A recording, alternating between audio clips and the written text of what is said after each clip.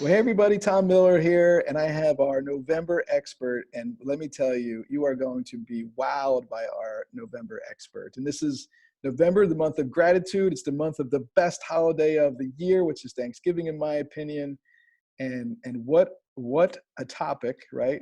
What other better topic than be talking about how to develop an inclusive climate with my colleague, and I'm really lucky enough to say friend, Dr. Linda Jordon. And Dr. Linda Jordon, she's a leadership coach and a diversity and inclusion trainer and consultant. She's got over 30 years of experience in management, leadership development training. She's a member of the John Maxwell team. And I mean, her just, experiences coaching, business process improvement, diversity and inclusion. She's worked contact center development and management. I mean, not just in the United States, but across the globe. And I think what I love most about Linda is that Linda is a lifelong learner. And so she just became Dr. Linda Jordon.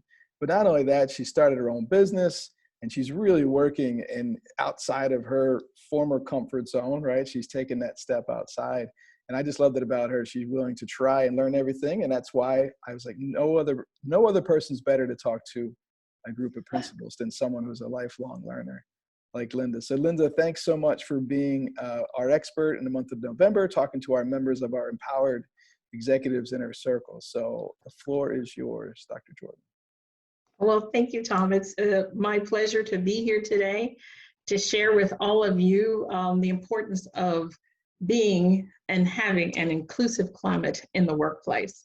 And so that's what I'm going to spend the time on today, is sharing with you a little bit more about the importance of it and some things that you can do to make sure that your environment is inclusive.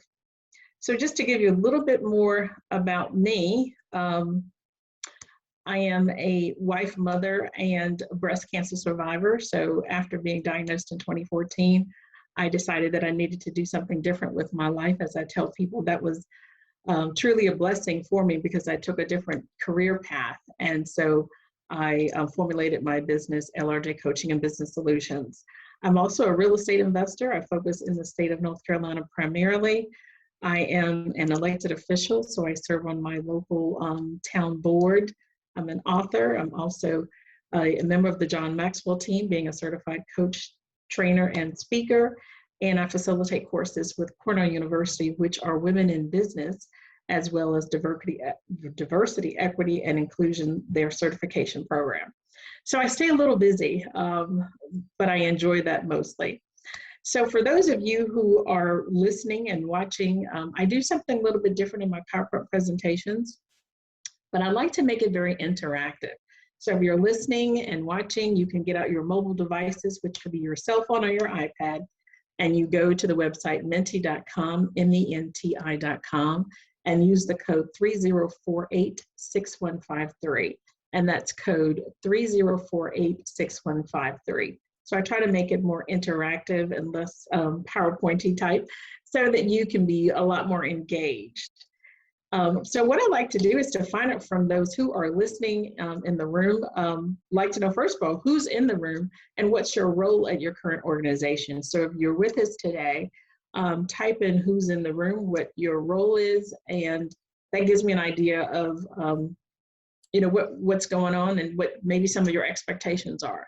So if you have that availability, to please type in what your role is in your organization. So I see we have a couple of people that are joining. So if you don't have the chance to do that, we will come back with that later, but I'd like to know what your role is in the organization.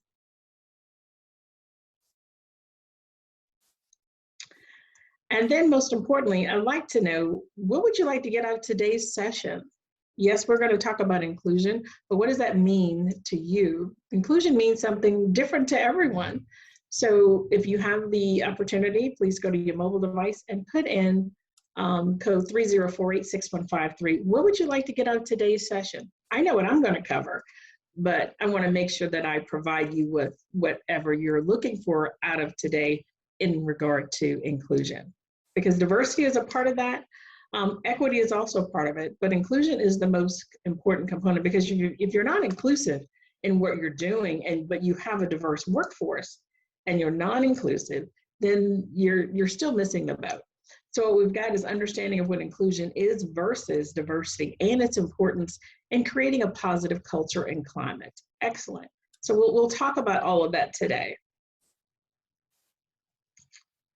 So some of the learning objectives for today's session is understanding the importance of diversity and inclusion, and that's one of the responses that we received. What your role is in establishing an inclusive culture. We all play different roles. And I don't necessarily mean your role as being maybe a principal, a teacher, or anything of that nature. We have a responsibility in establishing what our corporate culture is, and I'm going to talk about some of those roles later on. And then most importantly, understanding ways to have a more inclusive culture. You may think that you have an idea, or you may already have some plans in place around what you want your organization to be like. But there are different ways to have a more inclusive environment. And so we need to have that knowledge and understanding of what that truly means, because you want to make sure that you're touching all aspects of the workforce when it comes to inclusion. So I'm going to talk about 6 ways that your organization can be more inclusive. The first is around educating your leaders. The second is creating affinity groups. The third is meeting people where they are. The fourth is listening to your employees, promoting within the organization, and then finally sharing that message with those that work in your organization. So you have your mobile devices and you can participate. What comes to mind when you hear the word inclusion? We all believe something differently, or we all hear something when we hear inclusion. But what comes to mind to you when you hear the word inclusion? So if you're able to participate, go to menti.com and use the code 3048-6153. A lot of times when I do this activity, I hear the different words such as a sense of belonging. I hear togetherness. Here we go, coming together, people, different, communication, absolutely. So we all learn or hear something different when we hear the word inclusion. It means something different to each of us. So thank you for those that are participating. So the first step is around educating leaders, and I'm going to talk about 4 components of that. It's the level of awareness, it's having empathy, it's the opportunity that we all have to be inclusive, and then most importantly, how do we engage others when we are looking at having an inclusive environment? So we're going to talk about awareness. Now, awareness is the first step, I believe, in making sure that change happens in the organization. If you're not aware that change is needed, if you're not aware that there is a lack of diversity or a lack of inclusion, then it's hard to make those changes if you don't have that level of awareness. Change doesn't necessarily always have to be about diversity, equity, inclusion. Change is about anything that changes in your organization. For schools, it could be change in the population of students. Are you prepared for that level of change? Are you prepared if there is a decrease in the teacher population because people have made changes? We all know in the recent statistics that 4.4 million people quit their jobs in September of this year. And I'm sure that some were educators. So if you're not aware that change is happening and you're not prepared for that change, that's where the trouble begins. So you have to have that level of awareness and be prepared for that. So studies show that, fostering psychological safety, and I now look at it as psychological bravery, means that coworkers feel safe, but most importantly, they feel brave to be vulnerable in the workplace. They feel brave enough to share what's happening in the organization. They feel safe and brave to share that maybe there's something that they're not comfortable with. And so they have to have that sense of belonging. They have to have that psychological safety or bravery in order to share what's happening. If they feel that they can't share what their feelings are, they can't bring their whole self to work, then we're not being inclusive in the workplace. So having a place where people feel that it's safe, they feel brave enough to share with others how they're feeling, or if someone has done something or said something to them that they don't feel is appropriate and they don't feel included, they don't feel that their voice is being heard, if they don't feel that they can share that, then your organization has room for opportunity around inclusion. Now, there are some benefits of diversity and inclusion in the workplace. It allows for that expanded creativity for people to share their ideas, because we cannot do this in a silo. We need other people to help us figure out what this plan or strategy is around being more inclusive. We make better decisions together when we have a diverse group of individuals who are sharing their thoughts and ideas. And that increases productivity in the workplace, and most importantly, increases the bottom line. And in the school environment, that means when your students are involved, when your teachers are involved, then that sense of engagement, that sense of belonging is there. And therefore, your population of students will increase. But most importantly, the scores for how students perform, that will increase when students feel that they have that sense of belonging in the atmosphere within the school. Teachers feel that their voices can be heard. Most importantly, when they feel that they have a sense of belonging and there's inclusion in the workplace. So if you have any questions along the way, please put it in the chat, and I'll make sure we get those covered. So this slide just basically says it's normal to have different perspectives within any organization or any workplace or any school. And it's the ability to communicate those perspectives is what makes your organization much stronger. Because again, we can't do things in silo. We need each other to improve and to be prosperous. So we'll switch now and talk about empathy. So this is the second level of awareness around inclusion. So in your school, in your organization, who needs empathy? Well, we all need some form of empathy. There are times when maybe someone is going through a situation, or maybe there's been something happened in that person's family. Oftentimes people want to, or may not feel that they can empathize with them, but we all need to have and know that there's the ability to share or provide empathy to others, because you want people to feel that I'm in a safe place, and if something's going on with me, I can share it with others and not be judged. And so you want to be able to make sure that people feel comfortable sharing what's going on with them, because people don't leave organizations or schools. They leave people. When they don't feel that they can bring their whole self to work or to the classroom or to the school, then they start to look for other opportunities where they can bring them whole selves to work. So you want to make sure that you're very inclusive in that aspect. And as individuals, when we know that we have done something wrong, so when we know better, it's our responsibility to do better. It's just like we teach our kids, treat others the way that you like to be treated. And that's what the foundation of diversity, equity, inclusion is all about. It's just to be nicer and kinder to each other, but most importantly, be respectful.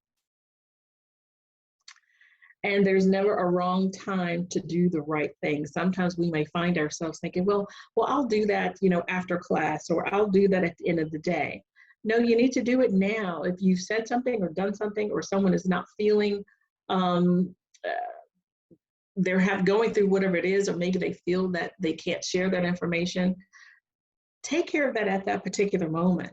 So don't wait to have that conversation with whomever you need to, or if it's having that conversation with that student, don't wait, because sometimes when you wait a little bit longer than taking action now, they may feel that, well, that person doesn't care about me, or they don't have an understanding of what I'm going through. So take action when it happens. Can I just hang on that point, Linda? I mean, absolutely. Right there, right? Like when we talk about having a difficult conversation, you shovel the pile when it's small. But you're right. When I've been in situations where, because I didn't address it, I just condoned the behavior. Mm-hmm. Not on purpose. I'm like, but I'm condoning the behavior by not right then, like say, hey, I saw that, or I feel that, or hey, let's talk about, whatever the situation may be, you want to be able to address that because you're losing credibility by the second. Exactly, by the second. And we all get so busy because our first thing is, well, we don't have time. Yeah. But if you take just a few moments to address it or correct it, then you'll have so much more time later on. It takes more time to correct a mistake than it is to address it immediately. Because by that time, people have forgotten about it, and you got to try to remember yourself Yep. Um, What does our mentor John say? He says, if you're not preparing on the front end, you'll be repairing on the back end. on the back end, absolutely. Awesome. I didn't It's mean to interrupt you. costly. That's good. Absolutely. Well, thank you for sharing that. And then as we talk about opportunities, we all have opportunities to be more inclusive in the workplace. But statistics show that, the cost of not being inclusive is tremendous. So there's a $1 trillion cost to companies in the United States, and that's the perception gap around diversity and inclusion. It's now costing, for 2020, a center did a study, and it was $500 billion is what companies have spent on employee disengagement. And most of the time people are, well, not most of the time, all of the time, we're disengaged when we don't feel that we belong, or we don't feel that we're included in something. And so it's costing America last year $500 billion for employee disengagement, when all it really takes is for us to just stop and have that conversation with that person, with that student, with that teacher, with that assistant principal, or that guidance counselor. It only takes just a few moments to have that conversation. But the bigger cost is not implementing a diversity, equity, inclusion program.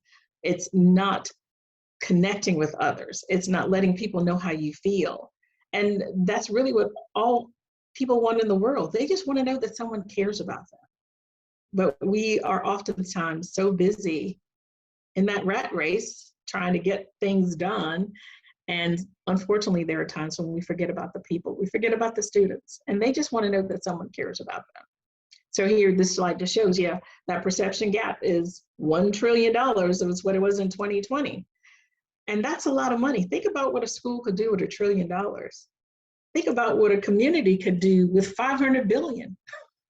That's a lot of money for disengaged employees.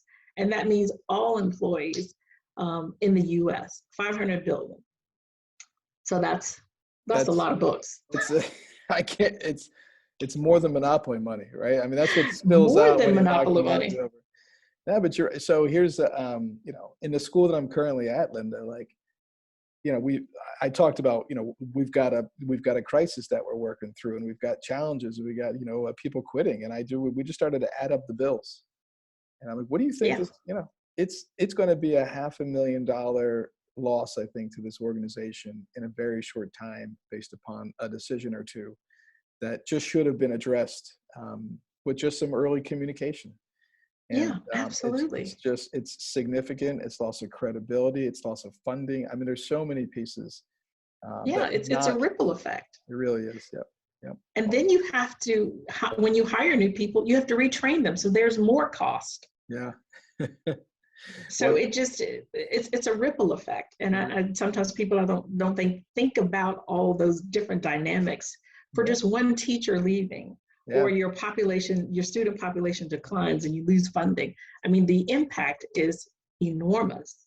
Yeah, the cost of turnover. I mean, sometimes it's 4 to 8 times the salary of that person. Depending, and the higher they are in responsibility, the more the cost is, obviously. And so yeah. Absolutely. And so then we talk about engagement, and this is my whole philosophy. I'll get off my soapbox, but what I believe is that we have to do better so that people can bring their whole self to the workplace. So the teachers can bring their whole self to the classroom. Students can bring their whole self into the classroom. We oftentimes don't bring our whole self or a discretionary self into whatever environment we're in because of the fear of being judged, whether it's by the way that they dress, or maybe students don't have the right sneakers. You know how kids are, time to go to school. Some of them, if they're not in a private school, they wear their own clothing, but bringing their whole self to the classroom or to the school. And if they're not able to do that, then that's where we know we have a problem. If you cannot bring your whole discretionary self into the fold, then there's something going on. There's something deeper that needs to be addressed. Any questions on that? So again, studies show that a more diverse workplace leads to a more profitable organization. And profits could mean, you know, that your student population increases, you get more funding. That's what it really means. And when employees feel included, they're more engaged and they're more committed to their work. Then they give much more of their discretionary goodwill to the employer. And so your teachers, of course, will bring more of themselves because they can do the things that they need to do to be effective teachers. And so if you have your electronic device and you type in that code 30486153, it's just, the question is, what's the first step to making change? What is the first step that I talked about earlier about to make change? Yes, it's that awareness. Then we do need to make sure that we're empathetic and we bring about opportunities, but that first step to making change in any organization or any school, any population, any church, it's about, we have to be aware of who we are and how we behave. Because without that, it just makes it so much harder to make progress. So it does show you who has participated. So whoever the snowman is. And then the next question is, what's the cost of disengaged employees in the United States based upon the 2020 results? Yes, $500 billion. A lot of money, 500 billion.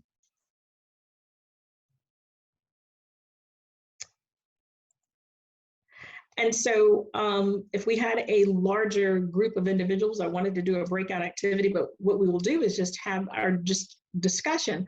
What I wanted to do is to have the opportunity for you to share. We've talked about awareness, opportunity, empathy, and engagement. So I'd really like to hear from those that are participating, which one fits where your organization is. So the purpose was to have a brainstorm activity to share ideas on where your organization or school currently is, or where you might fit. And what are some of those gaps that you can talk about to mitigate? What are some of the gaps that you have that we can mitigate the areas of not being aware? Or is there an opportunity? Is there a lack of empathy? Or is there a lack of engagement? So just like to hear, what are some of your thoughts? Where do you think your school is based upon those 4 categories? I would definitely say my school definitely has a lack of awareness at this point. I think they know things, but they're not really fully aware of what actually is going on or what actually goes on. And I think that has stopped them from doing a lot of growing. And I'm trying to change that culture. For sure. Okay, good. Thanks for sharing. And how do you feel, what are some things you think you can do to get them to, number one, be more aware, but most importantly, get that engagement much more involved? Well, to be honest with you, I am a strong believer of having all stakeholders at the table. I think that's how you do it. If you have all stakeholders at the table, there is nothing that can be said. If you're invited to the table, I give you a seat to the table and you choose to decline my invitation, then I don't listen to anything else, period. Right. Okay. Right. With that, I also offer several opportunities for them to have a seat at the table as well. So you can't say the timing is wrong. Right. With that being said, I'm very transparent as well. You know, this is what, we are currently experiencing, right? This is where we need to fix this. This is where I see us going if we fix this. So that's, it's a struggle. I'm not going to lie to you, it's a struggle, but we're growing, we're getting there. And that's honestly, I can sleep at night knowing that I have done that. And I'm fine with that. Well, good. Yeah, I mean, that's great. I mean, because if you've done all that you can do, then the next is up to those individuals to put that into place. Because you've got the foundation is there. They just got to take action on it. Absolutely. Yeah, great. Thank you for sharing. I think, where I'm at, if we don't, I would love to, boy, I mean, we're just struggling with so much. I think the empathy and engagement are because we've got 2 kind of parties here, right? We've got to move forward, but there's definitely a lack of empathy going on. And that's something I have to improve on. in my role, to be able to keep us all together, I'm definitely probably struggling with, That's a tough one. A lot of people do struggle with that one. yeah, because I wasn't here, and I've only been in this organization 21 days, and we have a significant amount of challenges occurring. And to find, again, going back to the time to engage and be empathetic and hear and listen, that's missing, that's lacking. But at some point, right, we do have to move forward. So I guess when does that happen? What is the right amount of time for emotion and feeling, I guess, is where I struggle.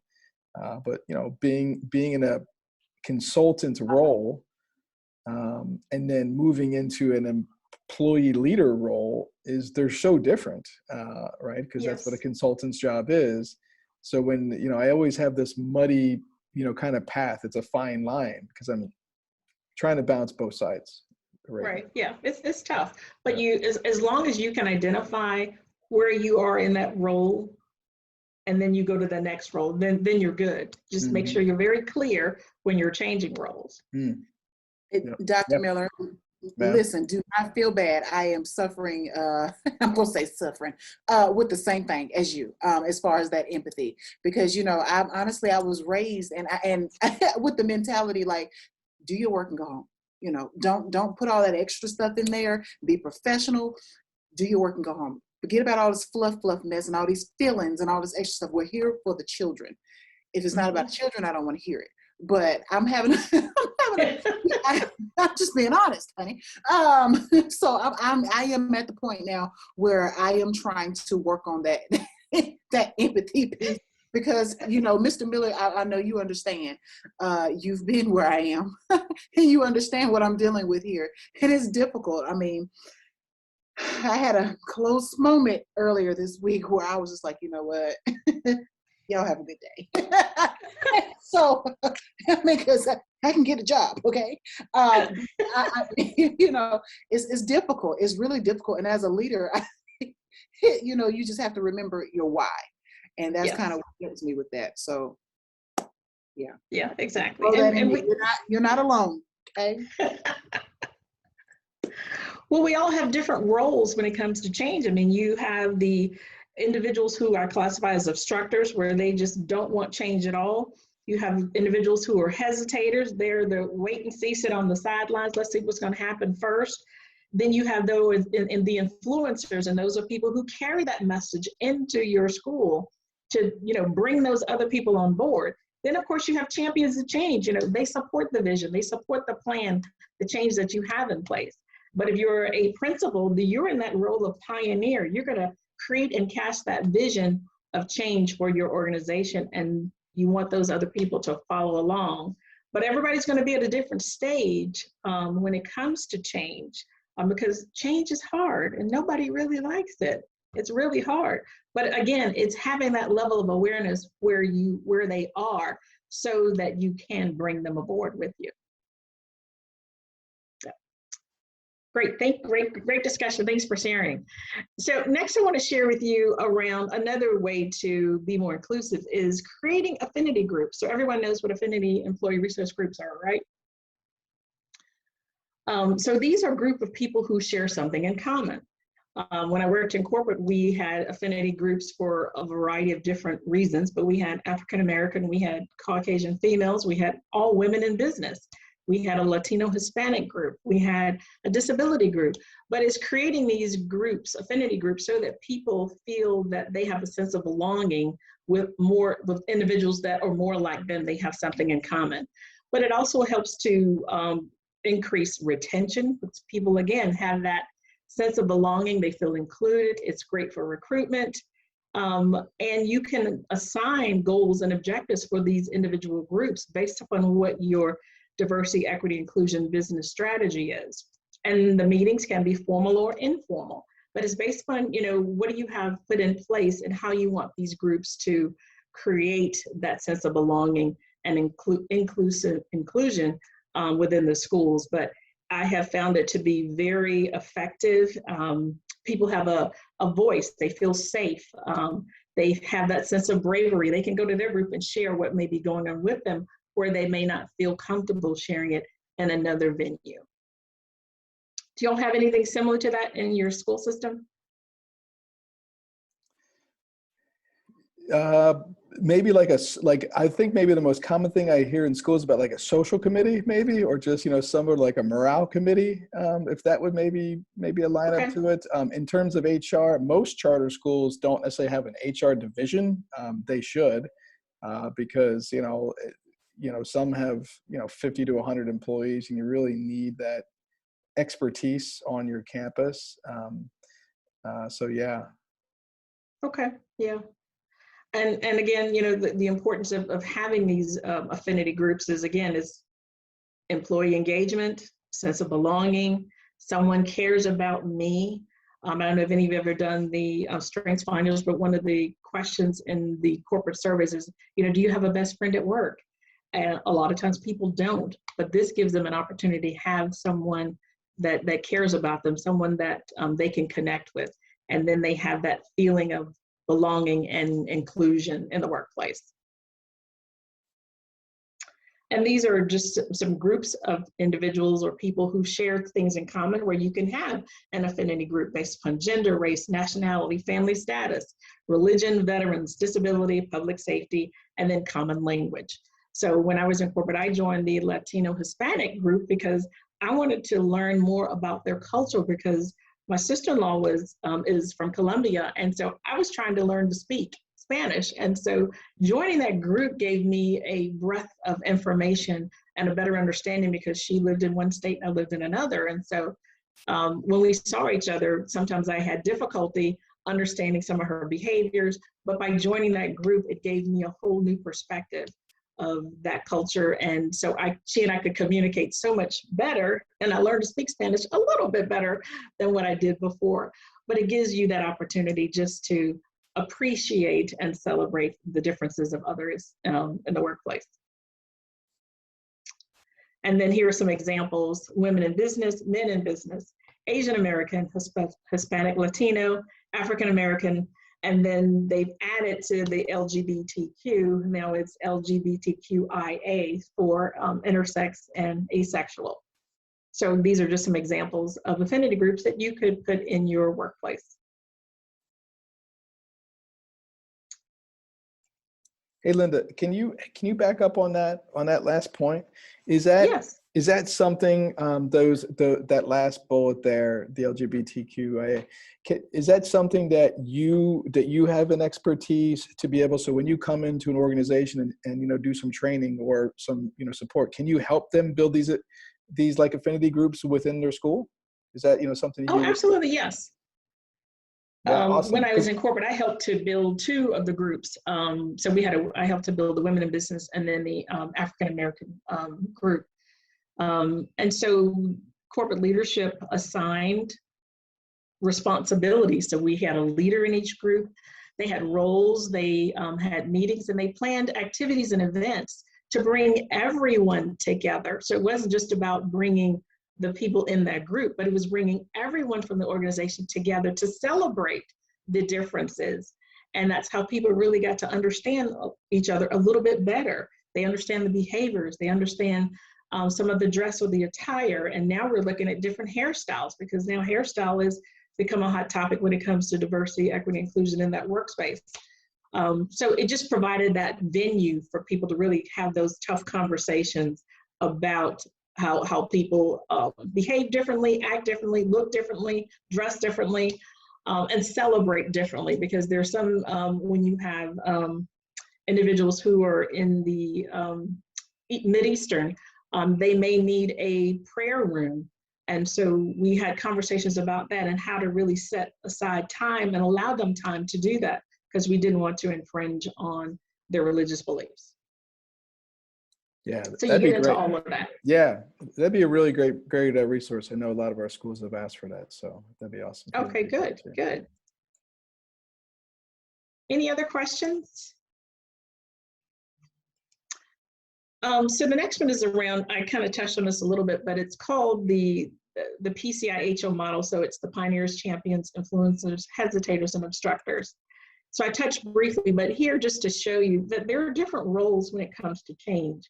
And each role has a purpose. They're motivated by something.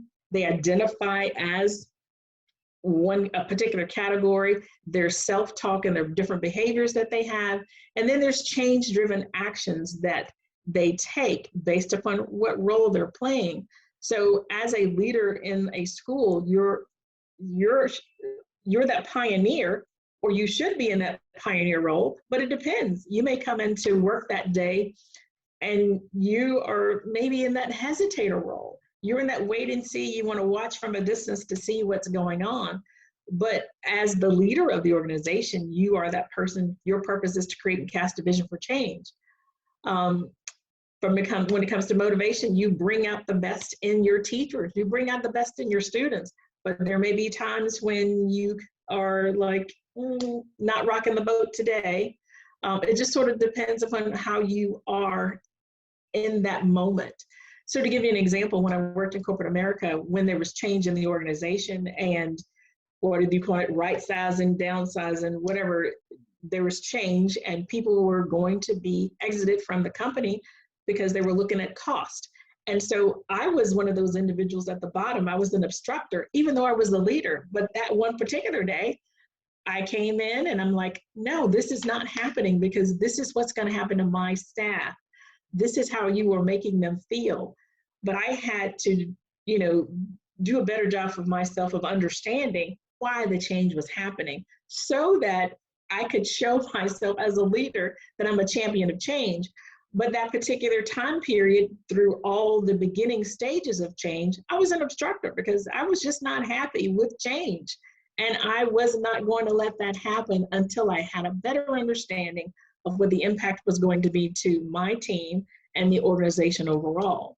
Once I had a better understanding and that fear of change kind of went away, and I started to ask myself some of those self-talk questions around, that's the common thing, we're doing this again. Corporate has a habit of doing it, and a lot of times they do it near the holiday time because they want to get the budget in. So I had to go through that whole phase of figuring out, where I was in the organization, where the company was going, what was going to happen to my team. So once I understood the change, why it was happening, then I became the influencer because I went up a notch. I was ready to cast the message because I'm feeling better about myself. I'm feeling better about why there's change in the organization, why the company wants to move people from, at that time it was from Zebulon, North Carolina, and move them to Aiken, South Carolina. I had to understand that why. And once I did, then I became that champion of change. I was more supportive.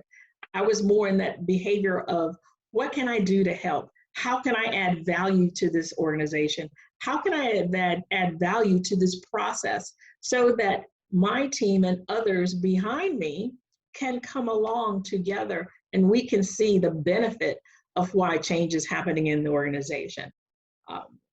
So does that kind of give you an idea of when we're talking about change of the different roles that you play? Doesn't mean that you have to stay in a particular role. I mean, you could be in all 5 roles in 8 hours. It just sort of depends upon what's happening at that moment.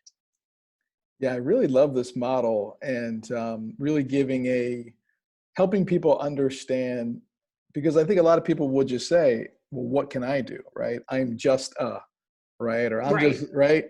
And it's like, well, I mean, these are the different roles that you can play, but I don't have an understanding. I think everybody wants to know their role to the goal. And, bringing a process like this, a framework like this, I would say maybe is how you would call it, into an organization. So, hey, right now I need you to be the champion. Yeah. We need some champions right now. Who is that?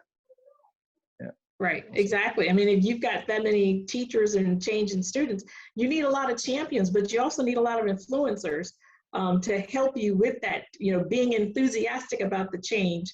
Even though it may be tough when you're down a couple of teachers, they still have to be enthusiastic because you want them to bring their whole selves to work. And, how do they get everybody else to join in on, finding new teachers or doing that recruitment? But again, you're not going to be in one stage all the time, but you fluctuate, and it just depends upon what's happening. And it's not bad to be an obstructor. It's not bad to be a hesitator, because we, again, have to be aware of where we are when it comes to change. Because if you're not aware that you're an obstructor, oh my goodness, you can wreak havoc in an organization. You can tear up some stuff. But as long as people know where you are and you identify with that and you work towards becoming a hesitator, becoming an influencer, and ultimately being a champion of change, then things will work out fine. Any other questions? Hopefully that was helpful. Yeah, totally helpful. No, I think that's just a great way to look at it. Great, awesome. And I think when you do this training, like because I've seen this, like you take those cards, right? Or you take those acronyms and you help, people understand this is almost like a leave behind in the organization where they can have a better understanding of this. Yeah. Excellent. Yes, absolutely. Yeah. I just did a training, a deeper dive in this, actually Tuesday for Granville County elected officials. And yeah, we spent a lot of time in this section. And if there were more people here, we'd have a breakout. We really talk about, what role do you see yourself in today? Are you a pioneer? Are you in that champion or influencer? Or are you a hesitator? Or are you an obstructor? As of today, not tomorrow, not how you felt yesterday, but as of today, because the way that you see yourself today impacts how the organization operates today. Because our mindset is different each time we wake up, unless you're a happy-go-lucky and you're always ready to bounce, ready to go. But are you bringing your whole self to work, even though you are that champion of change? You're just sort of going through the motions. But this is getting really, really deep. So where do you see yourself in your organization today out of those 5 roles? Any volunteers? I don't know, maybe all 5. I guess I'm the pioneer. Yeah, that's a good one. I don't know. I've never thought about that part. Okay. But you're right. At certain times, I am all these pieces. I'm probably more the influencer than I am anything. It's hard for me to be the pioneer at times, right now, because of the lack of empathy maybe that I show or have, could be, part of that. Yeah. And it doesn't mean you have to be that pioneer today. I mean, that could be 3 weeks from now. Maybe you get to that pioneer state, but just having that awareness of where you are today. Great. Thanks for sharing. Dr. Ray, were you going to say something? I'm definitely I'm 2 things at one time. I am the influencer and the pioneer. Okay. As far as pioneer is concerned, we're doing things that they've never done before. And, I'm trying to let them know, what's going on. It's 21st century. Let's go ahead on, And, they're getting on board. They're getting on board. I don't think they've ever had someone like me. And they're doing a good job with it. But yeah, we're definitely doing different things. Well, that's good. And you're going to run into some hesitators along the way. Right. We have a lot. Have a lot. Yeah. And as long as they are okay with saying, hey, this is where I'm at today. Can you help me get to that next phase? Because I'm not just mentally there. If we recognize that, they will move so much faster to that next stage, because you identified and you've recognized how they are, how they're feeling about this change. Right. And therefore that helps them make progress so much faster. It's when we don't acknowledge and recognize and honor the people of where they are that they stay in that hesitator role, because they just want to be obstructed. I mean, think about your kids. If you tell them not to do something, oh my goodness, that's when they really want to do what you don't want them to do. I think right now I'm facing the thing, that old saying that gets everybody in trouble. This is the way we've always done it. Oh, this way we've always done it this way. We're always done. I'm like, baby, well, it hasn't worked for you in the past. Let's go. Like what are we doing now? Right. So that's kind of where I'm trying to get that out. I have this thing where I go, I don't want to hear it. I don't want to hear that. Find a different way to say that. Yeah. So yeah. Well, it's a new normal for them. And it's a new normal. And again, change is hard, and you have to take baby steps to get people to come along with you. But that's the whole issue, is that change is hard. They have a fear of what's going to happen if they do something different, because they're in their mind, the whole philosophy was, if it ain't broke, don't try to fix it. Right, right. But see, and it's just that, I keep hearing like from everyone, we just need to get back to the way we were. Well, we'll never be back to the way we were. I No. mean, this pandemic, just life in general, we're different. We have different resources. We have different, the Yes. entire environment changed. That's never going to happen. And I think trying to get them to understand that, that's where I struggle. But I work with I will tell you, I work with amazing group of people. Like it's amazing. I mean, down to the board who's very supportive. So, we're working towards that. But I feel like, whereas in my old environment, I wouldn't have to try as hard to get the things Right. that I'm trying to get. Now I have to like make a presentation and then make a presentation for that presentation and Right. show them this is how it's going to work. Right. This is what we need to do. But Right. they've been great. Let me try a bunch of stuff. So I'm Yeah. excited about that. Yeah. Well, you've got to build that trust. Absolutely. And trust takes a long time. Absolutely. And I'm the type of person, I'm a goal-oriented person, and I'm always like one step after the other, and Right. just like Dr. Miller, like I've only been here a couple months as well. So, I have to just be patient, and I gotta understand that they have to get used to me. So Yeah. Yeah, it's like riding a bike. If you've never ridden a bike before, you got to pedal a little bit, and you may fall off a couple of times, but you just got to keep practicing. And sometimes people just like, I can't ride it, I'm just getting off. Yes. Yes. I can totally understand. So thank you so much for sharing that. Welcome. The fourth way of being more inclusive is to listen to employees. Now, we all know that we can communicate and tell people what we want, or share what we want, or give them advice. But the words that we use, they only hear 7%. And 38% is how we say it. But the body language is 55%. And so body language is so critical when it comes to sharing a message of change, because that's what people pay attention to. How, if you're folding your arms, or moving your eyes, or some people roll their eyes. I mean, that's a part of body language. They pay attention to everything, where your hands are, how you're standing. And if you're a female, sometimes they look to see, are you wearing a dress or are you wearing slacks if you're in the workplace? They look at all of that and they don't hear what you are saying. I tell people oftentimes, it's like, if you have a spouse and you tell them to do something, I'm like, what'd you say? They didn't hear that because they are looking at something else that has nothing to do with what you said. So I call it selective hearing.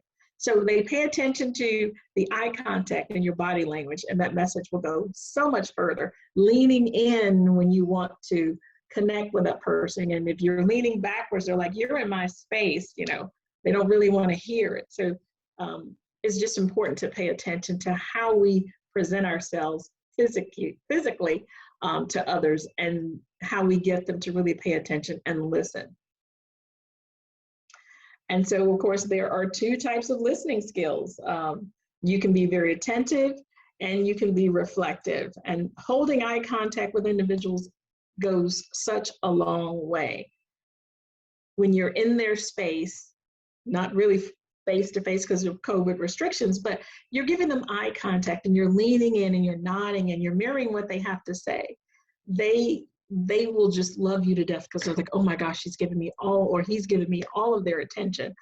And people will gravitate to individuals who are like that because they want to be heard.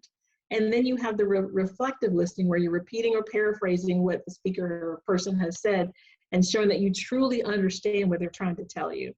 And, it just takes a few moments to do that, to connect with people. And you'll see how far it will really go when people will come along with you, just because you're taking the time to hear what they have to say. Because people just want to be heard. And if they feel that they're not being heard, then they retreat.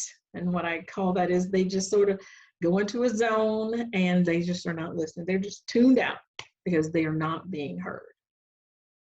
So communication is really important when it comes to change in an organization. And the famous quote by Stephen Covey is, seek first to understand, then to be understood. And I think if we all took the time to do that, communication would be so effective and it would go so much further. The next one just shows that studies show that a way managers or leaders communicate and engages with their employees has a direct impact on business success.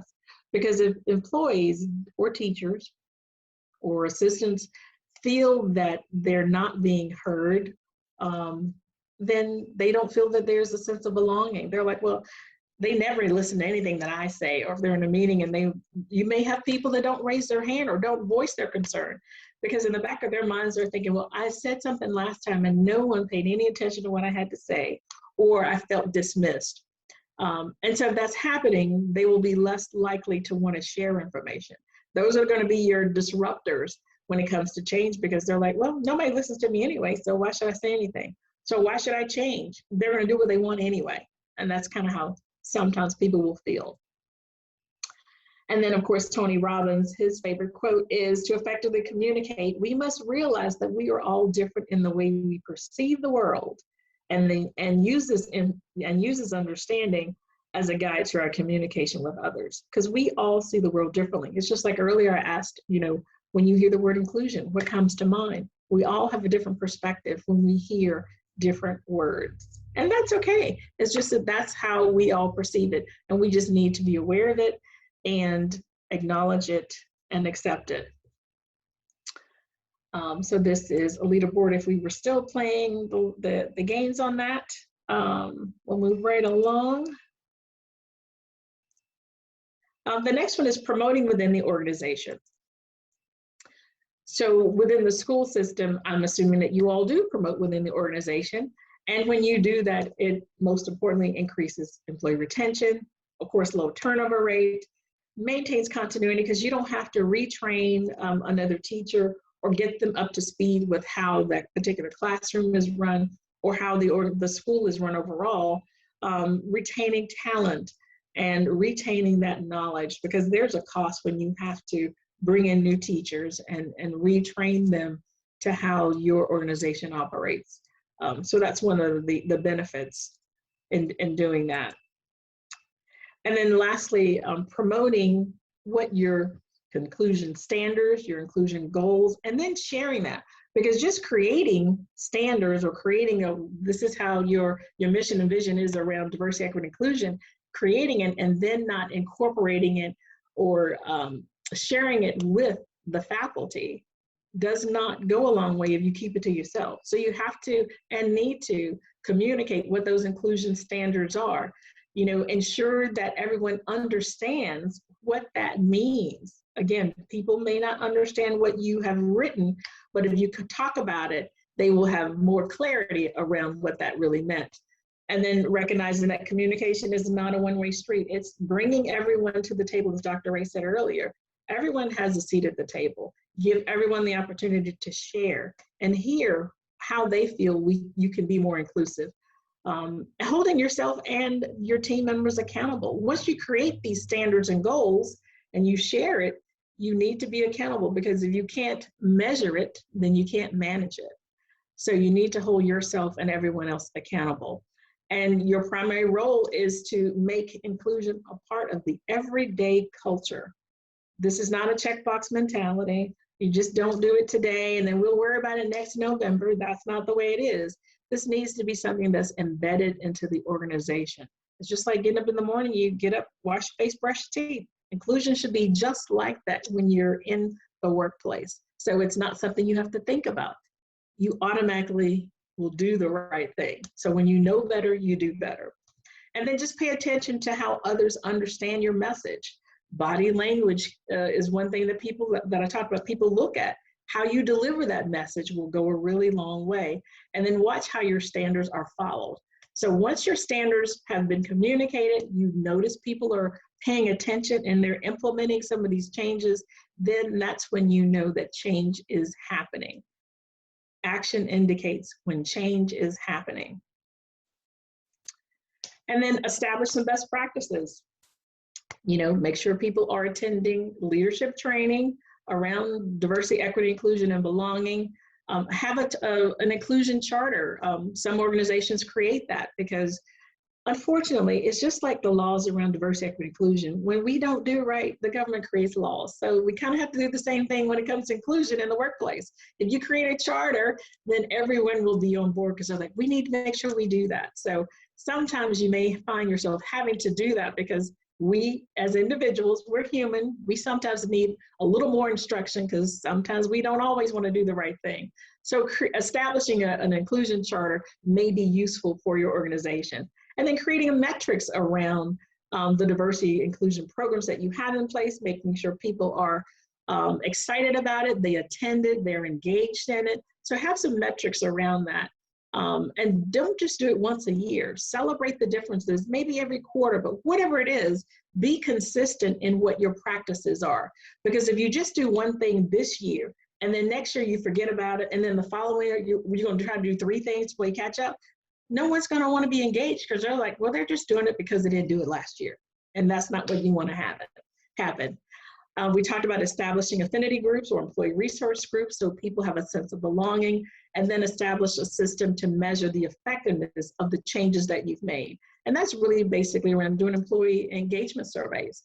And people will let you know how they're really feeling. And I don't mean doing a survey that means electronically, but having those tough conversations, those tough discussions around, we've put these things in place. Now, are we walking the talk? Are we doing what we said we were going to do? And are you reaping the benefits from that? Do you feel that there's change? Are you much more engaged? But just having those tough conversations face to face, that's when you'll really know that change has happened. So, one word to describe what I've talked with you today. Just one word would be helpful, and you don't have to do the Menti Sisters, just 3 of us. But what's one word that would describe what I talked about today? How you understood, how you feel about it? One word. Awareness. I was gonna say, I put the word awareness. I think, as you said, awareness is the key to learning, right? But it does take action, but it takes the right action too, And I remember when the George Floyd incident occurred, and we had oh man, his name is escaping me now, from the Greensboro 4 came and talked to us, and as an inner circle just like this. And I was like, I didn't know it was part of my role to be this, right? To do this. And so I've worked harder. I'm nowhere near where I need to be. But the more that you keep learning and be open and really be listening to understand about what you could do differently, I mean, those are some of the keys. So I appreciate you, Dr. Linda Jordon, and I can't wait to hear more from you. We got engagement, I see it. Yay! Yeah. I finally got it. Yeah. I love this. I love this tool that you're using, menti.com. I was just actually searching for something the other day. I'll have to tell our team about it. Yeah, it's like I said, I did a training on Tuesday. I had 40 people, and from all different age groups, all different municipalities and different leaders, and they absolutely loved it because they were in competition trying to make sure, they were up there first, and I was giving prizes and all that kind of stuff. So they just absolutely love it. But it creates engagement because we all now are in a world of technology.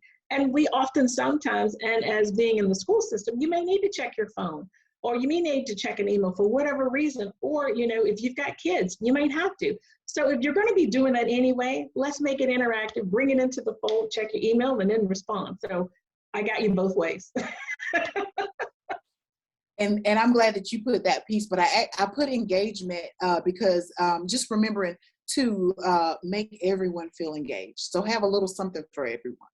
Absolutely, yeah. And everyone's not going to be tech savvy, and that's okay. That's why we have chat if we're doing this virtually. But face to face, of course, then I try to do it both ways because some people, they're just not there, and that's okay. That's really okay. You do an old school parking lot with sticky notes. Yeah, I like those days.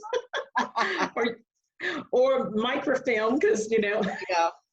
Yeah, we used to do the big gigantic sticky notes, and we called it the parking lot. Drew a Yep, cute the parking lot. Yeah, drew a cute little picture of the bus on there and gave the teacher sticky notes. Yep, put your concerns on the sticky notes in the parking lot. right, exactly. Put it in the parking lot. I remember. So the main thing is that if you don't remember anything that I said today, hopefully you remember awareness, but take action. Do something to be more inclusive in the workplace within your school system. And once you start taking action, people will start to take notice. And when they take notice, then they will take action themselves. So hopefully this was helpful and you've learned something today, which I believe you have. I appreciate your time and look forward to another opportunity. I love it, Linda. So how do we take action for you? Where do we find you? How do we reach out to you? So this is how you reach me here. So my email is linda@lrj-consulting.com, or you can contact me via my cell, which is 919-622-4685, or go to my website, which is lindajordan.com. Yeah, do not go to lindajordan.net because that's where I just was. I'm like, that's not her. So yeah, lindajordan.com. And it's Jordon, Jordon, no relation to Michael Jordan. Yes, I see it. All right. Yeah, we'll make sure we share this back out along with his contact info. And this is, something so you could do this, training for the leadership team, or you could come into the entire organization and do this and actually take them through the exercises, right? So there's lots of things that you could do. Yeah, so I have a full day, a 4-hour workshop. It depends upon how interactive people are. It could go 5 hours, but it's typically 4 hours. And when we go from the beginning stages of what it is, what is diversity, equity, inclusion, and belonging, all the way through to the end of if you hear something, say something, and how you report those incidents so that you're not dealing with the EEOC or someone suing you because you said or did something that was inappropriate. Fantastic. All right. Well, thanks again, Dr. Linda Jordon. Appreciate you. Great information. And visit Linda at lindajordan.com. Or I'm going to put the links, there. So everybody, so just go to the email that you found this at and reach out to Linda. She can do all sorts of different levels of diversity and inclusive training for you and your organization. So thanks, Linda. Have a great day. Thanks everybody who joined us for live. participating. This was very engaging, and I appreciate your attention. So it's a pleasure to have had the opportunity. Yeah, you got it. All right, you make it easy, Linda. So okay. Oh, all right. thank Thanks, you. everybody. Bye-bye. Bye-bye.